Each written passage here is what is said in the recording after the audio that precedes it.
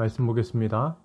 시편 25편 16절에서 22절까지 말씀입니다. 같이 읽겠습니다.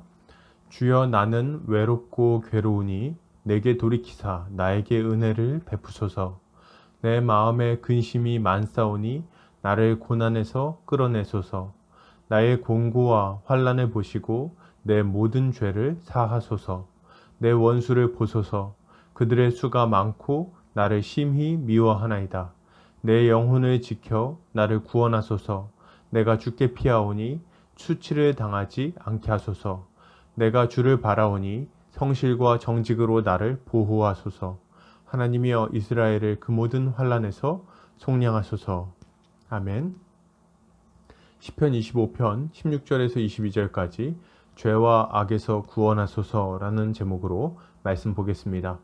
신자가 이 땅에서 평강을 누리며 살기 위해 힘써 기도해야 할 것은 무엇이 있을까요? 그것은 바로 우리를 죄와 악에서 건지시기를 구하는 기도입니다. 우리의 삶이 영적 전투이기에 이것은 매우 절실한 기도라고 할 수 있습니다. 우리 오늘 본문을 통해서 이것에 대해 함께 살펴보도록 하겠습니다. 오늘 시편 기자는 이렇게 기도합니다. 주여 나는 외롭고 괴로우니 내게 돌이키사 나에게 은혜를 베푸소서. 시편 기자는 지금 자신이 외롭고 괴로운 상황에 있다고 고백합니다. 그리고 하나님께서 자신에게로 돌이켜 주시기를 구하고 있습니다. 이것을 볼 때 그는 지금 하나님께서 자신을 떠나셨다고 생각하고 있는 것이 분명합니다. 그 이유는 18절을 보면 나오는데 죄 때문임이 아주 분명하죠. 그는 자신의 죄 때문에 하나님이 자신을 떠나셨다는 생각을 하고 또 그것 때문에 크게 근심하고 있는 것입니다. 여러분, 신자는 우리의 죄를 용서해 주시기를 하나님께 간구해야 합니다. 죄에 빠진 자의 심령에는 평강이 없습니다. 죄를 짓는 사람은 하나님의 임재를 잃어버리기 때문에 그렇습니다. 실제로 하나님이 그를 떠나시는 것은 아닐지라도 그는 실제적으로 하나님과의 교통이 끊어진 듯한 경험을 하게 됩니다. 기도해도 답답하고 말씀을 봐도 답답합니다. 그는 죄로 말미암아 하나님의 임재를 잃어버리는 극단의 외로움과 괴로움 가운데 처하게 되는 거죠. 그리고 이러한 상태는 그의 마음에 큰 두려움과 근심을 가지고 옵니다. 작은 어려움도 견디기 어렵고 환난을 당할 때 그것을 이겨낼 만한 힘이 그 안에 없습니다. 이것은 하나님의 임재가 무엇인지 아는 사람에게는 정말 견딜 수 없는 고통으로 다가옵니다. 이 고통은 언제까지 지속될까요? 하나님 앞에 통후에 자복하며 죄에서 완전히 돌이킬 때까지 계속됩니다. 그리고 이러한 고통은 결코 단시간에 사라지지 않습니다. 더 이상 죄에 머무르고픈 생각이 들지 않을 때까지, 죄를 혐오하고 그 죄를 미워하며 완전히 떠날 때까지 이 고통은 계속됩니다. 그러나 여러분, 이 시간은 신자를 다시 온전한 모습으로 회복시키기 위한 시간입니다. 만약 죄로 말미암은 고통 가운데 있다면 우리는 오히려 감사한 마음으로 겸손히 하나님 앞에 엎드려야 합니다. 그리고 주의 은혜를 구해야겠죠. 주님은 이렇게 주님 앞에 엎드리는 자를 결코 버리지 않으시고 다시 은혜를 베푸셔서 회복시켜 주실 것입니다. 계속해서 보겠습니다. 시편 기자는 이렇게 기도합니다. 내 원수를 보소서. 그들의 수가 많고 나를 심히 미워하나이다.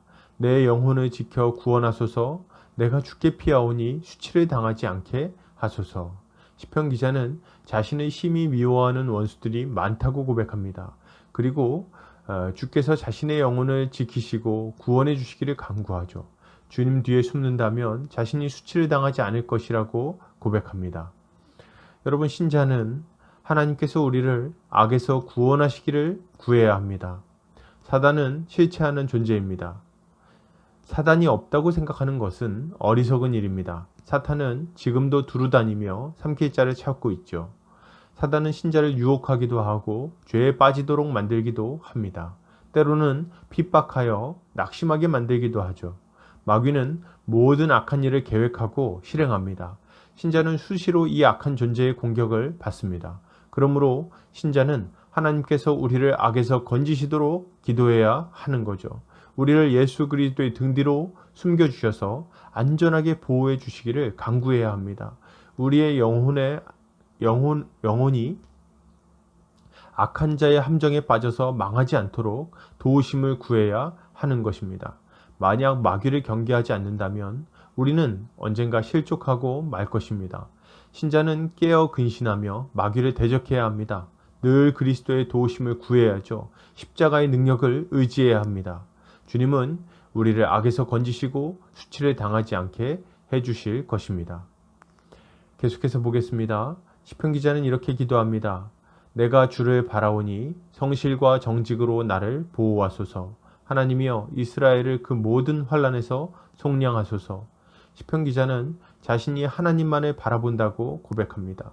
그리고 자신이 성실하고 정직하게 의롭게 살도록 자신의 영혼을 보호해 주시기를 간구합니다. 그리고 하나님의 백성인 이스라엘을 모든 환난에서 건져주시기를 또한 구하죠.